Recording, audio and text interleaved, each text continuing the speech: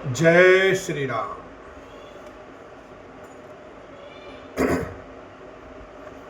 भोग विभूति भूरी भरी राखे, देखत जिनहि अमर अभिलाषे।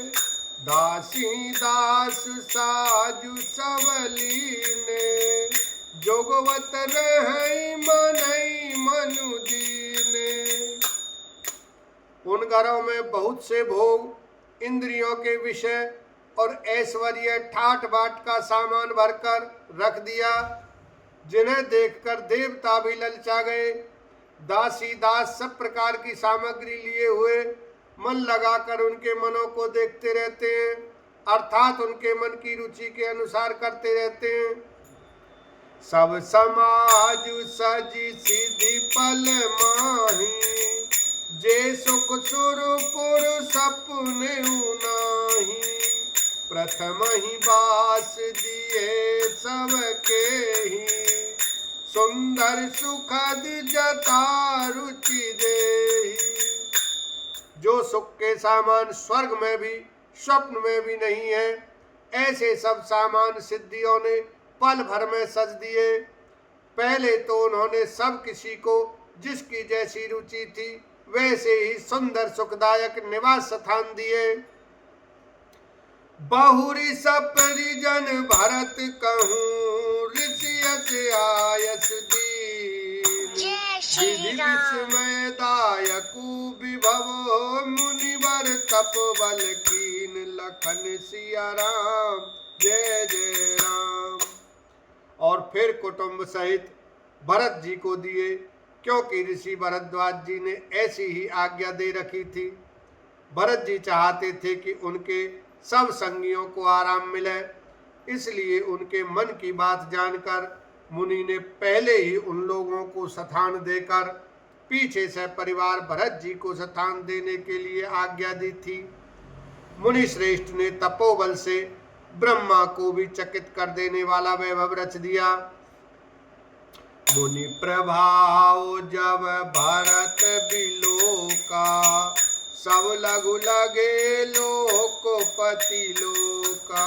सुख समाज नहीं जाई बखानी, देखत विरति विसारई ज्ञानी।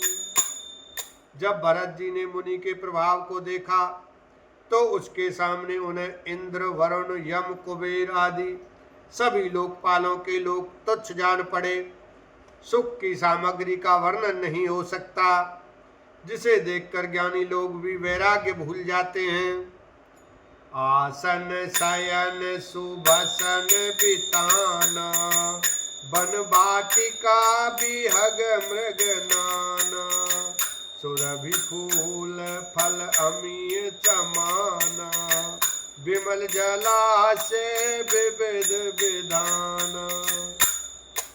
आसन सेज सुंदर वस्त्र, चंदोवे वन बगीचे, भांति भांति के पक्षी और पशु, सुगंधित फूल और अमृत के समान स्वादिष्ट फल, अनेकों प्रकार के तालाब कुएं बावली आदि निर्मल जलाशय। असन पान सुचि अमीय अमी से, देख लोग सकुचात जमी से।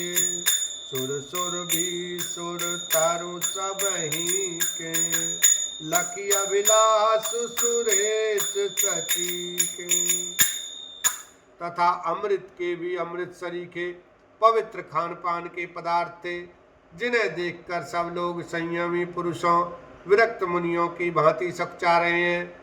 सभी के डेरों में मनोवांछित वस्तु देने वाले कामधेनु और कल्पवृक्ष हैं, जिन्हें देखकर इंद्र और इंद्राणी को भी अभिलाषा होती है, उनका भी मन ललचा जाता है। ऋतु बसंत बह त्रिविध बयारी, अब सब कहे सुलभ पदारथ चारी। त्रक चंदन बनितादिक भोगा, देखि हरस विस्मय बस लोगा। बसंत ऋतु है, शीतल मंद सुगंध 3 प्रकार की हवा बह रही है। सभी को धर्म अर्थ काम और मोक्ष चारों पदार्थ सुलभ हैं। माला चंदन स्त्री आदि भोगों को देखकर सब लोग हर्ष और विषाद के वश हो रहे हैं। हर्ष तो भोग सामग्रियों को और मुनि के तप प्रभाव को देखकर होता है, और विषाद इस बात से होता है कि श्री राम के वियोग में नियम व्रत से रहने वाले हम लोग भोग विलास में क्यों आ फंसे। कहीं इनमें आसक्त होकर हमारा मन नियम व्रतों को न त्याग दे। संपत्ति चकई बरतु चक मुनियायस खिलवार, तेहि आश्रम पिंजरा राखे भाभिनुसार, लखन सिया राम जय जय राम। संपत्ति भोग विलास की सामग्री चकवी है और भरत जी चकवा हैं, और मुनि की आज्ञा खेल है, जिसने उस रात को आश्रम रूपी पिंजड़े में दोनों को बंद कर रखा। और ऐसे ही सवेरा हो गया, जैसे किसी बहेलिए के द्वारा एक पिंजड़े में रखे जाने पर भी चकवी चकवे का रात को संयोग नहीं होता, वैसे ही भरद्वाज जी की आज्ञा से रात भर भोग सामग्रियों के साथ रहने पर भी भरत जी ने मन से भी उनका स्पर्श तक नहीं किया। मास पारायण 19वां विश्राम। कीन निमज्जनु तीरथ राजा, नाई मुनि सिरु सहित समाजा, ऋषि आयस आशीष सिर राखी, करि दंडवत बिन बहुभासी। प्रातः काल भरत जी ने तीर्थराज में स्नान किया और समाज सहित मुनि को सिर नवाकर और ऋषि की आज्ञा तथा आशीर्वाद को सिर चढ़ाकर दंडवत करके बहुत विनती की। पथ गति कुशल साथ सब लीने, चले चित्रकूट चित दीने, राम सखा कर दीने लागू, चलत दे धारी जन अनुरागू।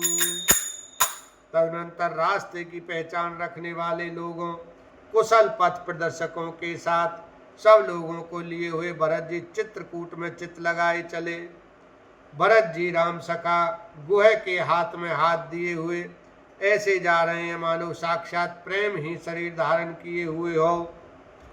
नहीं पद त्राण शीस नहीं छाया, पेमुने मुव्रत धर्म अमाया, लखन राम सिय पंथ कहानी, पूछत सखी कहत मृदुबानी। न तो उनके पैरों में जूते हैं और न सिर पर छाया है।